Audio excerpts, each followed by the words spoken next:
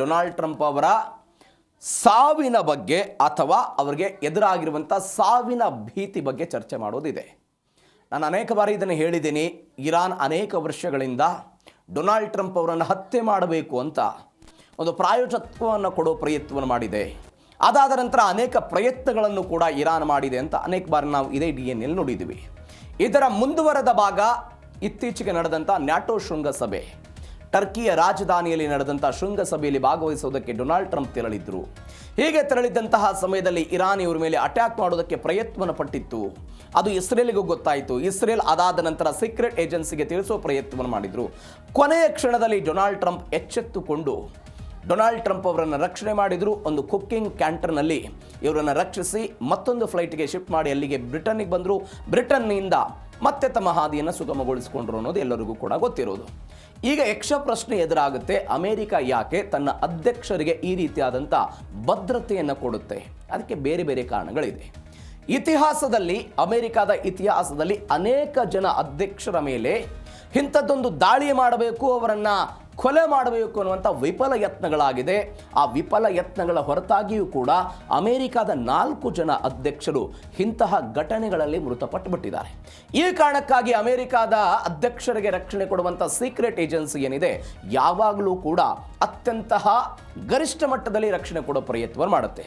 ಹಾಗಾದರೆ ಅಮೆರಿಕದ ಅಧ್ಯಕ್ಷರ ಈ ಒಟ್ಟಾರೆ ಇತಿಹಾಸದಲ್ಲಿ ಏನಾಗಿತ್ತು? ಡೊನಾಲ್ಡ್ ಟ್ರಂಪ್ ಹೆಂಗೆ ಪಾರಾಗಿ ಬಂದರು? ಏನೇನಾಯಿತು? ಎಲ್ಲದರ ಬಗ್ಗೆಯೂ ಕೂಡ ಎರಡನೇ ಸ್ಟೋರಿಯಲ್ಲಿ ನೋಡ್ತಾ ಹೋಗೋಣ. ಕಿಚನ್ ಟ್ರಕ್ನಲ್ಲಿ ಅಡಗಿದ್ರಾ ಅಮೆರಿಕ ಅಧ್ಯಕ್ಷ ಅನ್ನೋ ಪ್ರಶ್ನೆ ನಾವು ನಿನ್ನೆಯೂ ಕೂಡ ಇದ್ರ ಬಗ್ಗೆ ನೋಡಿದ್ವಿ. ಇರಾನ್ ದಾಳಿಯ ಭೀತಿಯಿಂದ ಕಿಚನ್ ಟ್ರಕ್ನಲ್ಲಿ ಡೊನಾಲ್ಡ್ ಟ್ರಂಪ್ ಅವರು ಅಡಗಿದ್ರು. ಟರ್ಕಿಯಿಂದ ಹಿಂತಿರುಗುವಂತಹ ಸಮಯದಲ್ಲಿ ಎಲ್ಲ ಘಟನೆಗಳಾಗಿತ್ತು. ನ್ಯಾಟೋ ಶೃಂಗಸಭೆಗೆ ತೆರಳಿದ್ರು. ಅಲ್ಲಿಂದ ವಾಪಸ್ ಬರುವಂತಹ ಸಮಯದಲ್ಲಿ ಇಂಥದ್ದೊಂದು ಘಟನೆ ಅವರಿಗೆ ಗೊತ್ತಾಗುತ್ತೆ. ಇಲ್ಲ, ಇರಾನ್ ಅವರು ನಮ್ಮ ಮೇಲೆ ದಾಳಿ ಮಾಡೋದಕ್ಕೆ ಒಂದು ಪ್ರಯತ್ನವನ್ನು ಪಟ್ಟಿದ್ದಾರೆ ಅಂತ ಸೀಕ್ರೆಟ್ ಆಪರೇಷನ್ ಎಲ್ಲ ಮಾಡಿದರು. ಕತಾರ್ ಕೊಟ್ಟಂತಹ ಒಂದು ಉಡುಗೊರೆಯ ವಿಮಾನವನ್ನೆಲ್ಲ ಕೈಬಿಟ್ಟು ಮಿಲಿಟರಿ ವಿಮಾನವನ್ನು ಏರಿದ್ರು. ಸಿನಿಮೆಯ ಮಾದರಿಯಲ್ಲಿ ರಹಸ್ಯವಾಗಿ ವಿಮಾನವನ್ನು ಬದಲಿಸಿದ್ದನ್ನು ಡೊನಾಲ್ಡ್ ಟ್ರಂಪ್ ಎಲ್ಲ ಒಪ್ಕೊಂಡಿದ್ದಾರೆ. ನಾನೊಬ್ಬ ಪರಿಣಾಮಕಾರಿ ಅಧ್ಯಕ್ಷ, ಹೀಗಾಗಿ ನನಗೆ ಬೆದರಿಕೆ ಕರೆಗಳಿದೆ ಅಂತ ಸ್ವತಃ ಡೊನಾಲ್ಡ್ ಟ್ರಂಪ್ ಅವರು ಒಪ್ಕೊಂಡಿದ್ರು. ಏನಾಯ್ತು ನೋಡಿ, ಕೆಲವೊಂದಿಷ್ಟು ಹಂತಗಳಿದೆ. ವಿಮಾನ ನಿಲ್ದಾಣಕ್ಕೆ ಡೊನಾಲ್ಡ್ ಟ್ರಂಪ್ ಅವರು ಬಂದರು. ಟರ್ಕಿ ಅಂಕಾರ ವಿಮಾನ ನಿಲ್ದಾಣದಲ್ಲಿ ತಮ್ಮ ಭದ್ರತಾ ಸಿಬ್ಬಂದಿಯವರಿಗೆ ಬಂದರು. ಅದಾದ ನಂತರ ಮಾಧ್ಯಮಗಳಿಗೆ ಅಲ್ಲಿದ್ದಂಥ ಕೆಲವೊಂದಿಷ್ಟು ಜನರಿಗೆ ಕೈ ಬೀಸುವ ಪ್ರಯತ್ನವನ್ನು ಮಾಡಿದರು. ಕೈ ಬೀಸ್ತಾ ಏರ್ಫೋರ್ಸ್ 1 ವಿಮಾನದ ಮುಖ್ಯ ಮೆಟ್ಟಿಲುಗಳನ್ನು ಹತ್ತಿ ಒಳಗಡೆ ಹೋದರು. ಡೊನಾಲ್ಡ್ ಟ್ರಂಪ್ ಆ ಫ್ಲೈಟನ್ನು ಏರ್ತಾ ಇರೋದನ್ನು ಎಲ್ಲ ಮಾಧ್ಯಮಗಳು ಕವರೇಜ್ ಮಾಡ್ತಾ ಇತ್ತು. ಲೈವ್ ಆಗಿಯೂ ಕೂಡ ಬರ್ತಾ ಇತ್ತು. ಒಂದು ಘಟನೆ. ಎರಡನೇ ಸ್ಟೆಪ್ ಏನು ಮಾಡ್ತಾರೆ ಅಂತ ಹೇಳಿದ್ರೆ, ಆ ವಿಮಾನದ ಮುಂಭಾಗದಿಂದ ಹತ್ತಿ ಹೋಗ್ತಾರೆ, ಹಿಂಭಾಗದಿಂದ ವಾಪಸ್ ಎಕ್ಸಿಟ್ ಆಗ್ತಾರೆ. ರಹಸ್ಯವಾಗಿ ಹೊರಗಡೆ ಬರೋ ಪ್ರಯತ್ನವನ್ನು ಮಾಡಿದ್ರು. ರಹಸ್ಯವಾಗಿ ಹೊರಗಡೆ ಬಂದರು. ಅದಾದ ನಂತರ ಅಲ್ಲಿ ಇದ್ದಂಥ ಒಂದು ಆಹಾರ ಸರಬರಾಜು ಮಾಡ್ತಾ ಇದ್ದಂಥ ಒಂದು ಕ್ಯಾಂಟರ್ ಏರಿಕೊಳ್ಳೋ ಪ್ರಯತ್ನವನ್ನು ಮಾಡಿದರು. ಆ ಬಾಗಿಲ ಹತ್ರ ಬರ್ತಾರೆ. ಬಾಗಿಲ ಹತ್ರ ಬಂದ ನಂತರ ಏಕಾಏಕಿಯಾಗಿ ಅಲ್ಲಿ ಕೆಲವೊಂದಿಷ್ಟು ಪಡೆಗಳಿತ್ತು. ಪಡೆಗಳೆಲ್ಲರೂ ಕೂಡ ಸೇರಿಕೊಂಡು ಟ್ರಕ್ನ ಹೈಡ್ರಾಲಿಕ್ ಬಾಕ್ಸ್ ಅನ್ನು ಅದಕ್ಕೆ ಜೋಡಣೆ ಮಾಡಿದ್ರು. ಅದಾದ ನಂತರ ಅವರು ಟ್ರಕ್ ಒಳಗಡೆಗೆ ನೇರವಾಗಿ ಹೋಗಿ ಕುಳಿತುಕೊಳ್ಳುವ ಪ್ರಯತ್ನವನ್ನು ಮಾಡಿದ್ರು. ಇದು ಮೂರನೇದು. ನಾಲ್ಕನೇದು, ಆ ಟ್ರಕ್ನ ಮುಖಾಂತರವೇ ರನ್ವೇನಲ್ಲಿ ಚಲನೆ ಮಾಡುವ ಪ್ರಯತ್ನವನ್ನು ಮಾಡಿದ್ರು ಇದೇ ಡೊನಾಲ್ಡ್ ಟ್ರಂಪ್. ಬಾಕ್ಸ್ ಅನ್ನು ಕೆಳಗಿಳಿಸಲಾಯಿತು. ಮೇಲ್ನೋಟಕ್ಕೆ ಅದು ಖಾಲಿ ತಟ್ಟೆ, ಪಾತ್ರೆಗಳನ್ನು ಆಹಾರವನ್ನು ಸಾಗಾಟ ಮಾಡುವಂತಹ ವಾಹನ ಅಂತ ಅನಿಸಿಕೊಂಡಾಗಲೂ ಕೂಡ ಅದರ ಮುಖಾಂತರವೇ ಹೋಗಿ ಅಲ್ಲೇ ಪಕ್ಕದಲ್ಲೇ ನಿಂತಿದ್ದಂತಹ ಒಂದು C-32A ಎನ್ನುವಂತಹ ವಿಮಾನದ ಬಳಿ ತೆರಳಿತು.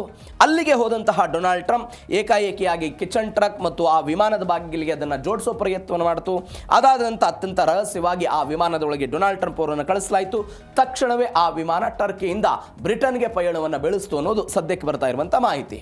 ಬಟ್ ಅಸಲಿ ವಿಮಾನದಲ್ಲಿದ್ದವರಿಗೆ ಸುಳ್ಳು ಮಾಹಿತಿಯನ್ನು ಕೊಡಲಾಗಿತ್ತು. ಅಲ್ಲಿ ಮಾಧ್ಯಮದ ಪ್ರತಿನಿಧಿಗಳಿದ್ದರು, ಕೆಲವೊಂದಿಷ್ಟು ಶ್ವೇತಭವನದ ಅಧಿಕಾರಿಗಳಿದ್ದರು, ಎಲ್ಲರೂ ಕೂಡ ಇದ್ದರು. ಅವ್ರಿಗೆ ಯಾರಿಗೂ ಕೂಡ ಈ ಮಾಹಿತಿ ಇಲ್ಲದೆ ಇದ್ದದ್ದು ಕೂಡ ವಿಪರ್ಯಾಸದ ಸಂಗತಿ. ಆ ರೀತಿಯಾಗಿ ರಹಸ್ಯ ಕಾರ್ಯಾಚರಣೆಯನ್ನು ಮಾಡಿದ್ದನ್ನು ನೋಡ್ತಾ ಇದ್ದೇವೆ. ಇದು ಒಂದು. ಎರಡನೇದ್ದು, ಇರಾನ್ ದಾಳಿ ಭೀತಿ ಫಿಲ್ಮಿ ಸ್ಟೈಲ್ ಶಿಫ್ಟಿಂಗ್ ಮಾಡಲಾಗಿದೆ. ಫಿಲ್ಮಿ ಸ್ಟೈಲ್ನಲ್ಲಿ ನಾನು ನಿನ್ನೆಯೂ ಕೂಡ ಜಾರ್ಜ್ ಬುಷ್ ಅವರ ಕಥೆಯನ್ನು ಹೇಳ್ತಾ ಬಂದಿದ್ದೆ ನಿಮಗೆ. ಇರಾಕ್ ಪ್ರವಾಸ ಕೈಗೊಂಡಿದ್ದಂಥ ಸಮಯದಲ್ಲೂ ಕೂಡ ರಹಸ್ಯವಾಗಿ ಅವ್ರು ಹೆಂಗೆ ವಾಪಸ್ ಬಂದಿದ್ರು ಅಮೆರಿಕಕ್ಕೆ ಅಂತ ಅಲ್ಲಿರುವಂಥ ಅಧಿಕಾರಿಗಳಿಗೆ ಗೊತ್ತಿದ್ದದ್ದೇ ಇದ್ದದ್ದು. ಕಿಟಕಿಗಳನ್ನು ಮುಚ್ಚಿ ಎಲ್ಲ ದ್ವೀಪಗಳನ್ನು ಆರಿಸಿ ಯಾರಿಗೂ ಕೂಡ ಗೊತ್ತಾಗದಂತೆ ಇಂಥದ್ದೊಂದು ಪ್ರಯತ್ನವನ್ನು ಮಾಡಲಾಗಿತ್ತು. ವೈರಿಗಳ ದಾರಿ ತಪ್ಪಿಸೋದಕ್ಕೆ ಏರ್ಫೋರ್ಸ್ 1 ವಿಮಾನವನ್ನೇ ಡಿಕಾಯ್ ಆಗಿ ಬಳಕೆ ಮಾಡ್ಕೋ ಪ್ರಯತ್ನವನ್ನು ಮಾಡಿದರು. ಅಂದರೆ ಡಿಕಾಯ್ ಅಂತ ಹೇಳಿದ್ರೆ ದಾರಿ ತಪ್ಪಿಸೋ ತಂತ್ರ. ಇದು ಇರಾನ್ನವರನ್ನು ದಾರಿ ತಪ್ಪಿಸಬೇಕು ಅಂತ ಅದೇ ರೀತಿಯಾಗಿ ಮಾಡಿದರು. ಜಗತ್ತಿನ ಯಾವುದೇ ರಡಾರ್ಗಳು ಉಪಗ್ರಹಗಳು ಅಧ್ಯಕ್ಷರ ಚಲನವಲನವನ್ನು ಗಮನದಲ್ಲಿ ಇಟ್ಕೊಳ್ತರವೆ ಅನ್ನುವಂಥ ಒಂದು ಕಾರಣಕ್ಕಾಗಿ ಇದೊಂದು ಡಿಕಾಯನ್ನು ಮಾಡಿದರು. ಒಳಗಿದ್ದಂಥ ಪತ್ರಕರ್ತರು, ಶ್ವೇತಭವನದ ಪತ್ರಕರ್ತರಿದ್ದರು, ಸಿಬ್ಬಂದಿಗಳಿದ್ದರು, ರಹಸ್ಯವಾಗಿ ಅವರು ಇಳಿದು ಆ ಕಿಚನ್ನ ಕ್ಯಾಂಟರ್ ಏನಿತ್ತು ಅದಕ್ಕೆ ಹೋಗಿದ್ದು ಕೂಡ ಅವ್ರಿಗೆ ಗೊತ್ತಿರಲಿಲ್ಲ. ನಾವು ಅಧ್ಯಕ್ಷರ ಜೊತೆಗೆ ಪ್ರಯಾಣ ಮಾಡ್ತಾ ಇದ್ದೀವಿ ಅನ್ನುವಂಥ ರೀತಿಯಲ್ಲಿ ಅವರೆಲ್ಲ ಇದ್ದರು. ಕಿಟಕಿಗಳ ಪರದೆಯನ್ನು ಮುಚ್ಚುವಂಥ ತಂತ್ರವನ್ನು ಮಾರಿದರು. ಈ ವಿಮಾನ ಸಂಪೂರ್ಣವಾಗಿ ಖಾಲಿ ಹಾರೋ ಪ್ರಯತ್ನ ಆಯಿತು. ಇದು ಹೆಂಗಾಗಿತ್ತು ಅಥವಾ ಇದಕ್ಕಿಂತ ಮೊದಲು 2000ನೇ ಇಸ್ವಿಯಲ್ಲಿ ಬಿಲ್ ಕ್ಲಿಂಟನ್ ಅವ್ರದ್ದು ಕೂಡ ಘಟನೆ ಆಯ್ತದು. ಬಿಲ್ ಕ್ಲಿಂಟನ್ ಏನು ಮಾಡಿರ್ತಾರೆ, ಭಾರತಕ್ಕೆ ಬಂದಿರ್ತಾರೆ. ಭಾರತದಲ್ಲಿ 2 ನಗರಗಳಿಗೆ ಹೋಗ್ತಾರೆ ಅವರು, ಮುಂಬೈ ಮತ್ತು ದಿಲ್ಲಿ. ಈ ದಿಲ್ಲಿ ಪ್ರವಾಸ ಮುಗಿದ ನಂತರ ಪಾಕಿಸ್ತಾನದ ಇಸ್ಲಾಮಾಬಾದಿಗೆ ಹೋಗಬೇಕಾಗಿತ್ತು ಅವರು. ಮುಂಬೈನ ಏರ್ಪೋರ್ಟಿಗೆ ಬರ್ತಾರೆ. ಬಟ್ ಅವರಿಗೆ ಗೊತ್ತಾಗುತ್ತೆ, ಇಲ್ಲ ಇಸ್ಲಾಮಾಬಾದ್ನಲ್ಲಿ ಉಗ್ರ ಚಟುವಟಿಕೆಗಳು ನಡೀತಾ ಇದೆ, ಉಗ್ರವಾದ ಎಲ್ಲ ಭಾರಿ ವ್ಯಾಪಕವಾಗಿ ನಡೀತಾ ಇದೆ, ನಾನು ಹೋಗ್ಬಿಟ್ರೆ ಅಲ್ಲಿ ಮತ್ತಷ್ಟು ನನ್ನ ಮೇಲೆ ಗುರಿ ಇಡಬಹುದಾದಂತಹ ಸಂಭವ ಇದೆ ಅನ್ನುವಂಥ ಆಲೋಚನೆಗಳನ್ನು ಸೀಕ್ರೆಟ್ ಏಜೆನ್ಸಿ ಅವರೆಲ್ಲರೂ ಕೂಡ ಹೇಳೋ ಪ್ರಯತ್ನ ಆಯಿತು. ಆಗ ಏನು ಮಾಡ್ತಾರೆ ಅಂತ ಹೇಳಿದ್ರೆ, ಅವರ ಬಳಕೆಗೆ 3 ವಿಮಾನಗಳು ಬಂದಿತ್ತು. ಆ 3 ವಿಮಾನಗಳ ಪೈಕಿ ಒಂದು ಡಿಕಾಯಾಗಿ ಬದಲಾವಣೆ ಮಾಡೋ ಪ್ರಯತ್ನವನ್ನು ಮಾಡಿ ಒಂದು ಬಣ್ಣದ ವಿಮಾನವನ್ನು ತೆಗೆದುಕೊಂಡು ಬಂದರು. ಆ ಮುಂಬೈ ಏರ್ಪೋರ್ಟಿಗೆ ಬರುತ್ತೆ, ಹಸ್ತಲಾಘವ ಮಾಡಿದರು. ಒನ್ಸ್ ಅಗೇನ್ ಅವರು ಫ್ಲೈಟ್ ಹತ್ತಿದ್ರು. ಅದಾದ ನಂತರ ಯಾವ ಫ್ಲೈಟ್ ಅಧಿಕೃತವಾಗಿ ಹೋಗಬೇಕಾಗಿತ್ತಲ್ಲ ಅದೇ ಫ್ಲೈಟನ್ನು ಏರೋ ಪ್ರಯತ್ನವನ್ನು ಮಾಡಿ ವಾಪಸ್ ಕೆಳಗೆ ಇಳಿದು ಪಕ್ಕದಲ್ಲೇ ಇದ್ದಂಥ ಇನ್ನೊಂದು ಸಣ್ಣ ಫ್ಲೈಟ್ ಏರಿ ಇಸ್ಲಾಮಾಬಾದಿಗೆ ಹೋಗೋ ಪ್ರಯತ್ನವನ್ನು ಮಾಡಿದರು. ಬಟ್ ಒರಿಜಿನಲ್ ಫ್ಲೈಟ್ನಲ್ಲಿ ಯಾವ ಫ್ಲೈಟ್ನಲ್ಲಿ ಕ್ಲಿಂಟನ್ ಅವರು ಹೋಗಬೇಕಾಗಿತ್ತು ಆ ಫ್ಲೈಟ್ನಲ್ಲಿ ಸೀಕ್ರೆಟ್ ಏಜೆನ್ಸಿಯ ಒಬ್ಬ ಅಧಿಕಾರಿಯನ್ನು ಆಸ್ ಇಟ್ ಈಸ್ ಕ್ಲಿಂಟನ್ ಅವರ ರೀತಿಯಾಗಿ ಮಾಡಿ ಅವರನ್ನ ಇಸ್ಲಾಮಾಬಾದ್ಗೆ ಕರೆದುಕೊಂಡು ಹೋಗೋ ಪ್ರಯತ್ನವನ್ನು ಮಾಡುತ್ತೆ. ಏನಾಗುತ್ತೆ ಘಟನೆ, ಇಸ್ಲಾಮಾಬಾದ್ಗೆ ನಕಲಿ ಕ್ಲಿಂಟನ್ ಇರುವಂತಹ ವ್ಯಕ್ತಿಯ ಆ ಫ್ಲೈಟ್ ಏನಿತ್ತ ಅದು ಮೊದಲು ಲ್ಯಾಂಡ್ ಆಗೋ ಪ್ರಯತ್ನ ಆಗುತ್ತೆ. ಆಗ ಮಾಧ್ಯಮಗಳು ತೋರಿಸಿದ್ವು, ನೋಡಿ ಕ್ಲಿಂಟನ್ ಅವರು ಇಸ್ಲಾಮಾಬಾದಿಗೆ ಬಂದರು ಅಂತ. ಆದರೆ ಆ ವ್ಯಕ್ತಿ ಅಸಲಿ ಅಲ್ಲ, ಆ ವ್ಯಕ್ತಿ ಅಸಲಿ. ಯಾವ ಸಣ್ಣ ವಿಮಾನದಲ್ಲಿ 2ನೇ ವಿಮಾನದಲ್ಲಿ ಕ್ಲಿಂಟನ್ ಅವರು ಹೋದ್ರಲ್ಲ ಆ ವಿಮಾನದಲ್ಲಿ ನಿಜವಾದ ಕ್ಲಿಂಟನ್ ಅವರು ಇದ್ರು ಅಂತ. ಆ ಮುಖಾಂತರ ಇಸ್ಲಾಮಾಬಾದ್ನ ಅಧಿಕಾರಿಗಳಿಗೂ ಕೂಡ ಗೊತ್ತಾಗದಂತೆ ಅಲ್ಲಿ ರಹಸ್ಯವಾಗಿ 6 ಗಂಟೆಗಳ ಕಾಲ ಪಾಕಿಸ್ತಾನದಲ್ಲಿ ಇದ್ರು, ವಾಪಸ್ ಅಮೆರಿಕಕ್ಕೆ ಹೋದ್ರು ಅಂತ. ಅದೇ ತಂತ್ರವನ್ನು ಕೂಡ ಇವತ್ತು ಡೊನಾಲ್ಡ್ ಟ್ರಂಪ್ ಅವರು ಅನುಸರಿಸಿದ್ರು ಅನ್ನೋದು ಸದ್ಯಕ್ಕೆ ಬರ್ತಾ ಇರುವಂಥ ಮಾಹಿತಿ. ಇವೆಲ್ಲದರ ಜೊತೆಗೆ ಟ್ರಂಪ್ ಹತ್ಯೆಗೆ ಹೊಂಚು ಹಾಕಿದೆಯಾ ಇರಾನ್? ಸಹಜವಾಗಿ ಸುಲೈಮಾನಿ ಹತ್ಯೆ 2018ರ ಒಪ್ಪಂದದಿಂದ ಹೊರಗಡೆ ಬಂದಿದ್ದು, 2026ರಲ್ಲಿ ಆದಂತಹ ಬೆಳವಣಿಗೆಗಳು, ನನಗೆ ನಿರಂತರವಾಗಿ ಪ್ರಾಣ ಬೆದರಿಕೆಗಳಿವೆ ಅಂತ ಡೊನಾಲ್ಡ್ ಟ್ರಂಪ್ ಅವರು ಹೇಳಿಕೆಯನ್ನು ಕೊಟ್ಟಿದ್ದನ್ನು ನಾವು ನೋಡ್ತಾ ಇದ್ದೀವಿ. ಹೀಗಾಗಿ ಈ ವ್ಯಕ್ತಿಯನ್ನು ಮುಗಿಸಬೇಕು ಎನ್ನುವಂಥ ಆಲೋಚನೆಯಲ್ಲಿ ಇದ್ದಾರೆ. ಇತ್ತೀಚೆಗೆ ಡೊನಾಲ್ಡ್ ಟ್ರಂಪ್ ಒಂದು ಹೇಳಿಕೆ ಕೊಟ್ಟರು, ನನ್ನನ್ನು ಯಾರಾದರೂ ಹತ್ಯೆ ಮಾಡೋದಕ್ಕೆ ಪ್ರಯತ್ನವನ್ನು ಪಟ್ಟರೆ, ಅಂದರೆ ಇರಾನ್ ಏನಾದರೂ ಪ್ರಯತ್ನವನ್ನು ಪಟ್ಟರೆ ನನ್ನ ಭದ್ರತಾ ಸಿಬ್ಬಂದಿಗೆ ಈಗಾಗಲೇ ನಾನು ಸೂಚನೆಯನ್ನು ಕೊಟ್ಟು ಬಿಟ್ಟಿದ್ದೀನಿ, ಇರಾನ್ ಅನ್ನುವಂತಹ ಭೂಮಿಯನ್ನೇ ಸರ್ವನಾಶ ಮಾಡಬೇಕು, ಇರಾನ್ ಅನ್ನುವಂಥ ಒಂದು ದೇಶವನ್ನೇ ಸರ್ವನಾಶ ಮಾಡಬೇಕು ಅಂತ ನಾನು ಎಚ್ಚರಿಕೆಯನ್ನು ಕೂಡ ಕೊಟ್ಟಿದ್ದೀನಿ ಅಂತ ಡೊನಾಲ್ಡ್ ಟ್ರಂಪ್ ಅವರ ಮಾತು. ಹೀಗಾಗಿ ಅವರೆಲ್ಲ ಹೇಳ್ತಾ ಇದ್ದಾರೆ. 2024ರಲ್ಲಿ ಪಾಕಿಸ್ತಾನ ಮೂಲದ ಆಸಿಫ್ ಮರ್ಚೆಂಟ್ ಮತ್ತು ಇನ್ನೊಬ್ಬ ವ್ಯಕ್ತಿ ಅಫ್ಘಾನ್ ಮೂಲದ ಫರ್ಹಾದ್ ಶಾಕೇರಿ ಎನ್ನುವಂಥ ಒಬ್ಬ ವ್ಯಕ್ತಿ, ಆ ವ್ಯಕ್ತಿಗಳ ಮುಖಾಂತರ IRGC ಡೊನಾಲ್ಡ್ ಟ್ರಂಪ್ ಅವರ ಹತ್ಯೆ ಮಾಡೋದಕ್ಕೆ ನಿಯೋಜನೆ ಮಾಡಿತ್ತು ಅಂತ ಅಮೆರಿಕಾದ ಒಂದು ನ್ಯಾಯಾಲಯ ಹೇಳಿಕೆಗಳನ್ನು ಕೊಟ್ಟಿತ್ತು. ಈ ಒಂದು ಬೆಳವಣಿಗೆ ನಾವು ಅನೇಕ ಬಾರಿ ಹೇಳಿದ್ದೀವಿ. ಇದೇ ಪೆನ್ಸಿಲ್ವೇನಿಯಾ ಎನ್ನುವಂಥ ಒಂದು ಪ್ರದೇಶದಲ್ಲಿ ಚುನಾವಣಾ ಪ್ರಚಾರದಲ್ಲಿದ್ದರು. ಈ ವಲಸೆ ವಿಚಾರಕ್ಕೆ ಸಂಬಂಧಪಟ್ಟಂತೆ ಒಂದು ಗ್ರಾಫ್ ತೋರಿಕೆ ಮಾಡ್ತಾ ಇದ್ರು. ಆ ಗ್ರಾಫನ್ನು ತೋರಿಸುವಂತಹ ಸಮಯದಲ್ಲಿ ಮ್ಯಾಥ್ಯೂ ಎನ್ನುವಂಥ ಒಬ್ಬ ವ್ಯಕ್ತಿ, ಕ್ರೂಕ್ಸ್ ಎನ್ನುವಂಥ ಒಬ್ಬ ವ್ಯಕ್ತಿ ಏಕಾಏಕಿಯಾಗಿ ಬಂದ, ದಾಳಿ ಮಾಡೋ ಪ್ರಯತ್ನವನ್ನು ಮಾಡಿದ. ಡೊನಾಲ್ಡ್ ಟ್ರಂಪ್ ಅವರ ಬಲಗಿವಿಗೆ ಅದು ತಾಗಿ ಹೋಗಿದ್ದನ್ನು ಕೂಡ ನೋಡಿದ್ದೀವಿ. ಒಂದು ಫ್ರಾಕ್ಷನ್ ಆಫ್ ಸೆಕೆಂಡಲ್ಲಿ ಎಲ್ಲವೂ ಕೂಡ ಘಟನೆ ಆಯಿತು. ಈ ಎಲ್ಲ ಘಟನೆ ಆದ ನಂತರ ಈ ಮ್ಯಾಥ್ಯೂ ಕ್ರೂಕ್ಸ್ ಎನ್ನುವಂಥ ಒಬ್ಬ ವ್ಯಕ್ತಿಯನ್ನು ಹತ್ಯೆ ಮಾಡೋ ಘಟನೆಗಳು ಕೂಡ ಎಲ್ಲವೂ ಕೂಡ ಆಗಿತ್ತು. ಈಗ ಪ್ರಶ್ನೆ ಬರುತ್ತೆ, ಯಾಕೆ ಈ ರೀತಿಯಾದಂಥ ರಕ್ಷಣೆ? ನೋಡಿ, ಕೇವಲ ಅಮೆರಿಕದ ಅಧ್ಯಕ್ಷರ ರಕ್ಷಣೆಗಾಗಿನೇ ಈ ಸೀಕ್ರೆಟ್ ಸರ್ವಿಸ್ ಏಜೆನ್ಸಿಯಲ್ಲಿ 7,000 ಜನ ಸಿಬ್ಬಂದಿಗಳು ಕೆಲಸ ಮಾಡ್ತಾರೆ. 7,000 ಜನ ಸಿಬ್ಬಂದಿ ಕೆಲಸ ಮಾಡ್ತಾರೆ. ಒಂದು ದಿನದ ಅವರ ರಕ್ಷಣೆಯ ಹಣವೇ ಕೋಟ್ಯಾಂತರ ರೂಪಾಯಿ ಖರ್ಚಾಗುತ್ತೆ. ಯಾವುದೋ ಒಂದು ದೇಶಕ್ಕೆ ಹೋಗ್ತಾರೆ, ಯಾವುದೋ ಒಂದು ಪ್ರದೇಶಕ್ಕೆ ಅಮೆರಿಕದ ಅಧ್ಯಕ್ಷರು ಹೋಗ್ತಾರೆ ಅಂತ ಹೇಳಿದ್ರೆ 2-3 ವಾರಗಳ ಮೊದಲೇ ಅಲ್ಲಿ ಭದ್ರತಾ ಪಡೆಗಳು ಹೋಗಿ ಅಲ್ಲಿಯ ಪರಿಸ್ಥಿತಿ ಹೆಂಗಿದೆ, ಇಲ್ಲಿ ಅಧ್ಯಕ್ಷರು ಬರಬಹುದಾ, ಏನು ಎತ್ತ ಎಲ್ಲವನ್ನ ಅವಲೋಕನ ಮಾಡೋ ಪ್ರಯತ್ನ ಮಾಡ್ತಾರೆ. ಇವತ್ತು ಭಾರತದ ಪ್ರಧಾನಿಗಳಿಗೂ ಕೂಡ ಅಂಥದ್ದೇ ಎಲ್ಲವೂ ಕೂಡ ಆಗುತ್ತೆ, ಎಲ್ಲ ಬೆಳವಣಿಗೆಗಳಿದೆ.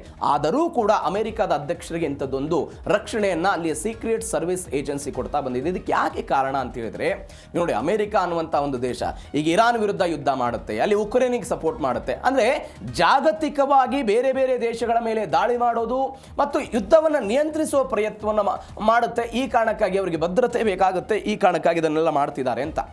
ಇನ್ನೊಂದು ಕೊನೆಯದಾಗಿ ನ್ಯೂಕ್ಲಿಯರ್ ಫುಟ್ಬಾಲ್ ಅಂತ ಕರೀತಾರೆ ಅದಕ್ಕೆ. ನೀವು ಅಮೆರಿಕದ ಅಧ್ಯಕ್ಷರು ಹೋಗ್ತಾ ಇರ್ತಾರೆ, ಅಮೆರಿಕದ ಅಧ್ಯಕ್ಷರ ಪಕ್ಕಕ್ಕೆ ಒಬ್ಬ ವ್ಯಕ್ತಿ ಹೋಗ್ತಾ ಇರ್ತಾನೆ. ಆ ವ್ಯಕ್ತಿಯ ಕೈಯಲ್ಲಿ ಈ ಸೂಟ್ ಕೇಸ್ ಇರುತ್ತೆ, ಅದರಲ್ಲಿ ನ್ಯೂಕ್ಲಿಯರ್ ಬಾಲ್ ಅಂತ. ಏನದು ನ್ಯೂಕ್ಲಿಯರ್ ಬಾಲ್? ಅಮೆರಿಕದ ಅಧ್ಯಕ್ಷರು ಫ್ರಾಕ್ಷನ್ ಆಫ್ ಸೆಕೆಂಡ್ನಲ್ಲಿ ಒಂದು ಆದೇಶವನ್ನು ಕೊಟ್ಟು ಯಾವುದಾದರೂ ಒಂದು ದೇಶದ ಮೇಲೆ ಪರಮಾಣು ಬಾಂಬ್ ದಾಳಿ ಮಾಡಬಹುದಾದಂತಹ ರಹಸ್ಯ ಕೋಡ್ಗಳನ್ನು ಹೊಂದಿರುವಂತಹ ಒಂದು ಸೂಟ್ ಕೇಸ್ ಅದು. ಆ ಸೂಟ್ ಕೇಸ್ನಲ್ಲಿ ರಹಸ್ಯ ಕೋಡ್ ವರ್ಡ್ಗಳಿದೆ. ಅದು ದಾಳಿ ಆಗಿಬಿಟ್ರೆ ಆ ರಹಸ್ಯ ಕೋಡ್ ವರ್ಡ್ಗಳು ಆ ದಾಳಿಕೋರರಿಗೆ ಸಿಕ್ಬಿಡುತ್ತೆ ಅನ್ನುವ ಕಾರಣಕ್ಕಾಗಿ ಅಮೆರಿಕದ ಅಧ್ಯಕ್ಷರಿಗೆ ಇಂಥದ್ದೊಂದು ಭದ್ರತೆಯನ್ನು ಕೊಡುತ್ತಾರೆ ಅಂತ ಸ್ವತಃ ಅಮೆರಿಕವೇ ಹೇಳ್ಕೊಂಡಿರೋದು. ಹೀಗಾಗಿ ನೋಡೋಣ ಏನಾಗುತ್ತೆ ಅದು ಅಂತ. ಮತ್ತೊಂದು ಬೆಳವಣಿಗೆ ಏನು ಅಂತ ಹೇಳಿದರೆ ಈ ವಿಚಾರದಲ್ಲಿ ಅಮೆರಿಕ ಅಧ್ಯಕ್ಷರು ಮತ್ತು ಹತ್ಯೆಯ ಇತಿಹಾಸ. ನಾನು ಅವಾಗಲೇ ಹೇಳಿದೆ 4 ಜನ ಅಮೆರಿಕದ ಇತಿಹಾಸದಲ್ಲಿ 4 ಜನ ಅಧ್ಯಕ್ಷರು ಹೋಗಿದ್ದಾರೆ. ಅಬ್ರಹಾಂ ಲಿಂಕನ್, ಅನೇಕ ಬಾರಿ ಹೇಳಿದ್ದೀನಿ ಅಬ್ರಹಾಂ ಲಿಂಕನ್ ಅವರ ವಿಚಾರಕ್ಕೆ ಸಂಬಂಧಪಟ್ಟಂತೆ. ಉತ್ತರ ಅಮೆರಿಕ, ಅದಾದ ನಂತರ ದಕ್ಷಿಣ 2 ಪ್ರಾಂತ್ಯಗಳಿತ್ತು.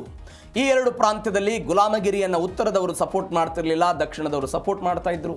ಇದಕ್ಕೆ ದಕ್ಷಿಣದವರ ತೋಟಗಳಲ್ಲಿ ಕೆಲಸ ಮಾಡುವುದಕ್ಕೆ ಬೇರೆ ಬೇರೆ ದೇಶಗಳಿಂದ ಆಳು ಕಾಳುಗಳೆಲ್ಲ ಬರ್ತಾ ಇತ್ತು. ಹೀಗಾಗಿ ಗುಲಾಮಗಿರಿ ಪದ್ಧತಿಯವರು ಜೀವಂತವಾಗಿ ಇರಬೇಕು ಅಂತ ಅವರೆಲ್ಲ ಬಯಸ್ತಾ ಇದ್ರು. ಬಟ್ ಉತ್ತರದಲ್ಲಿದ್ದವರು ಕೈಗಾರಿಕೆವಾಗಿ ದೊಡ್ಡ ಮಟ್ಟದ ಅಭಿವೃದ್ಧಿಯನ್ನು ಸಾಧಿಸಿದ್ರು.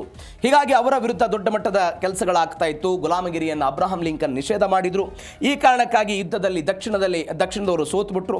ಹೀಗಾಗಿ ಒಂದು ಬೂಟ್ ಎನ್ನುವಂಥ ಒಬ್ಬ ವ್ಯಕ್ತಿ ಈ ವ್ಯಕ್ತಿಯನ್ನು ಮುಗಿಸಬೇಕು ಅನ್ನುವಂತಹ ಒಂದು ಪ್ರಯತ್ನದ ಭಾಗವಾಗಿ ಎಲ್ಲವೂ ಕೂಡ ಆಗುತ್ತೆ. ಇನ್ನೊಂದು, ಲಿಂಕನ್ ಅವರು ಏನು ಮಾಡಿಬಿಡ್ತಾರೆ, ಈ ಕಪ್ಪು ವರ್ಣೀಯರಿಗೆ ಮತದಾನದ ಹಕ್ಕನ್ನು ಕೊಡ್ತಾರೆ. ಈ ಮತದಾನದ ಹಕ್ಕು ಕೊಟ್ಟ ನಂತರ ಬೂಟ್ ಎನ್ನುವಂಥ ವ್ಯಕ್ತಿ ಹೇಳ್ತಾರೆ ಇದೇ ಕೊನೆಯ ಭಾಷಣ ಅಂತೇಳಿ ಒಂದು ನಾಟಕ ನೋಡುವಂತಹ ಸಮಯದಲ್ಲಿ ಲಿಂಕನ್ ಅವರನ್ನು ಹತ್ಯೆ ಮಾಡುವ ಪ್ರಯತ್ನ ಆಯಿತು 1865ರಲ್ಲಿ. ಒಂದು ಜೇಮ್ಸ್ ಎ ಗಾರ್ಫೀಲ್ಡ್ ಎನ್ನುವಂಥ ಒಬ್ಬ ಅಧ್ಯಕ್ಷರು, ಅವರು 1881ರಲ್ಲಿ ಒಂದು ರೈಲ್ವೆ ಸ್ಟೇಷನ್ನಲ್ಲಿ ಹತ್ಯೆ ಆಗ್ತಾರೆ. ಒಬ್ಬ ವ್ಯಕ್ತಿ ಚಾರ್ಲ್ಸ್ ಗಿಟೋ ಎನ್ನುವಂಥ ಒಬ್ಬ ಮಾನಸಿಕ ಅಸ್ವಸ್ಥ ವ್ಯಕ್ತಿ ಬರ್ತಾನೆ. ತನಗೆ ಸರ್ಕಾರಿ ನೌಕರಿ ಸಿಕ್ಕಿಲ್ಲ ಅನ್ನುವಂತಹ ಕಾರಣಕ್ಕಾಗಿ ಇವ್ರ ಮೇಲೆ ಗುಂಡಿನ ದಾಳಿ ಮಾಡ್ತಾರೆ. ಈ ಗುಂಡಿನ ದಾಳಿ ಆದ ನಂತರ ಆ ಗುಂಡನ್ನು ಹೊರಗೆ ತೆಗೆಯುವುದಕ್ಕೆ ವೈದ್ಯಾಧಿಕಾರಿಗಳು ವಿಫಲ ಆದರು. ಅದಾದ ನಂತರ ಅದು ಸೋಂಕಾಯಿತಂತೆ. 79 ದಿನ ಇವರು ಬದುಕಿದ್ರು. ಅದಾದ ನಂತರ ಈ ವ್ಯಕ್ತಿಯು ಕೂಡ ಮೃತಪಟ್ಟರು. ವಿಲಿಯಂ ಮೆಕ್ಕಿನ್ಲಿ 1901ರಲ್ಲಿ ಜನರೊಂದಿಗೆ ಹಸ್ತಲಾಘವ ಮಾಡ್ತಿರ್ತಾರೆ. ಅವರು ಹ್ಯಾಂಡ್ಶೇಕ್ ಮಾಡ್ತಿರ್ತಾರೆ. ಒಬ್ಬ ವ್ಯಕ್ತಿ ಬರ್ತಾನೆ, ಕೈಗೆ ಕರ್ಚಿಪ್ ಕಟ್ಕೊಂಡಿರ್ತಾನೆ. ಆ ಕರ್ಚಿಪ್ನಲ್ಲಿ ಫಿಸ್ತೂಲ್ ಇರುತ್ತೆ, ಅದು ಕೂಡ ಅವ್ರಿಗೆ ಗೊತ್ತಾಗಲ್ಲ. ಆ ಫಿಸ್ತೂಲ್ ಆದ ನಂತರ ಅಲ್ಲಿ ಅಟ್ಯಾಕ್ ಆಗೋ ಪ್ರಯತ್ನ ಆಗುತ್ತೆ. 3ನೇ ವ್ಯಕ್ತಿಯ ಹತ್ಯೆ ಆಯಿತು. ಅದಾದ ನಂತರ ಈ ಘಟನೆ ಆಯ್ತಲ್ಲ 2001ರ ಆಸುಪಾಸಿಗೆ ಈ ಘಟನೆ ಆದ ನಂತರ ಅಲ್ಲಿ ಸೀಕ್ರೆಟ್ ಸರ್ವಿಸ್ ಏಜೆನ್ಸಿಯನ್ನು ಅಸ್ತಿತ್ವಕ್ಕೆ ತೆಗೆದುಕೊಂಡು ಬರೋ ಪ್ರಯತ್ನ ಆಯಿತು. 1963ರಲ್ಲಿ ಒಂದು ಘಟನೆ ಆಗುತ್ತೆ. ನಾನು ಅವಾಗ ಹೇಳಿದೆ 1901, 2001 ಅಲ್ಲ, 1963ರಲ್ಲಿ ಮತ್ತೊಬ್ಬ ವ್ಯಕ್ತಿ ಹತ್ಯೆ ಆಗುತ್ತೆ. ಕೆನಡಿ ಅವ್ರದ್ದು ಮಾಜಿ ಸೇನಾ ಸಿಬ್ಬಂದಿಯವರ ಮೇಲೆ ಅಟ್ಯಾಕ್ ಮಾಡೋ ಪ್ರಯತ್ನವನ್ನು ಮಾಡಿದ್ರು. ಹೀಗಾಗಿ 4 ಜನ ಅಮೆರಿಕದ ಅಧ್ಯಕ್ಷರು ಮೃತಪಟ್ಟಿದ್ದಾರೆ. ಹೀಗಾಗಿ ಅಮೆರಿಕದ ಅಧ್ಯಕ್ಷರಿಗೆ ಈ ರೀತಿಯಾಗಿ ಭದ್ರತೆ ಇರುತ್ತೆ. ಇನ್ನು ಕೊನೆಯ ಬೆಳವಣಿಗೆ ಏನು ಅಂತ ಹೇಳಿದ್ರೆ ಶಕ್ತಿಶಾಲಿ ದಿ ವೀಸ್ಟ್ ಕಾರು ಅಂತ ಕಾರ್ ಇರುತ್ತೆ. ಅಲ್ಲಿ ಸೀಕ್ರೆಟ್ ಸರ್ವಿಸ್ನ ಬಳಿ ತ್ರಿಬಳಿ ಭದ್ರತೆ. ಈ ಕಾರ್ನ ನೀವು ಚಕ್ರಗಳೇನಿರುತ್ತಲ್ಲ ಅದರ ಮೇಲೆ ಗುಂಡಿನ ದಾಳಿ ಮಾಡಿದರೂ ಕೂಡ 80 ಕಿಲೋಮೀಟರ್ ವೇಗದಲ್ಲಿ ಫರ್ ಗಂಟೆಗೆ ಓಡುತ್ತದು. ನೀವು ಅದರ ಮೇಲೆ ಗುಂಡಿನ ದಾಳಿ ಮಾಡೋದು ಪಂಚರ್ ಆಗಲ್ಲ. ಆ ಶಕ್ತಿ ಸಾಮರ್ಥ್ಯವನ್ನು, ಗುಂಡು ನಿರೋಧಕ ಇರುತ್ತೆ, ಪರಮಾಣು ನಿರೋಧಕ ಇರುತ್ತೆ.